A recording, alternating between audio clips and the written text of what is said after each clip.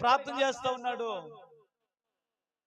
ఆ ప్రార్థన దేవుడు విన్నాడు. ఎన్నో సంవత్సరాలు బహుకాలము గడిచిన వృద్ధులు అని బైబిల్లో రాయబడింది. బహుకాలము చదువుతున్న మాట 7వ వచనం.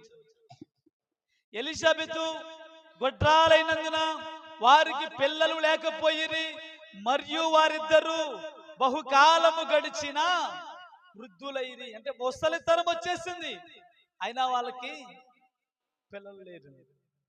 నేనంటే నా ప్రియ దేవుని బిడ్డారా, చాలాసార్లు మన ప్రార్థనకి లేట్ అయితే, మన ప్రార్థన సమాధానం రాకపోతే మనం చాలా కృంగిపోతాం, చాలా యాతన పడిపోతాం, చాలా సిరాకు పడిపోతూ ఉంటాం.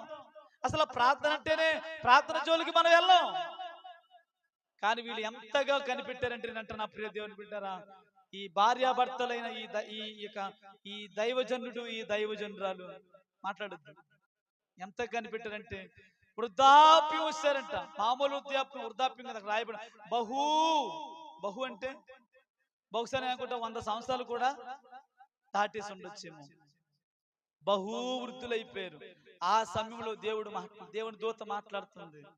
ఇప్పుడు చెప్పండి, అంత ముసలి వయసులో పిల్లలు పుడతారంటే పిల్లలు పుడతారా చెప్పండి? బహు వృద్ధులు, బాగా ముసలోళ్ళు అయిపోయారు. కానీ ఈ యొక్క జకరీకి డౌట్ వచ్చింది. నేను చూస్తే చాలా ముసలోడిని, మా ఆవిడ చూస్తే చాలా ముసలిది, కాబట్టి మాకు పిల్లలు ఎట్లా పుడతారు, పుట్టరు కదా అని చెప్పేసి కాస్త అనుమానాన్ని వ్యక్తపరిచాడు.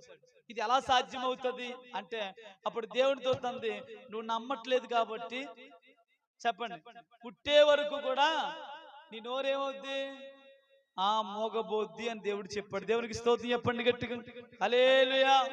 ఎప్పుడైతే దేవుడి దూత మాట్లాడిందో, మనోడు దోపు వేదిక నుంచి బయటకు వచ్చాడు.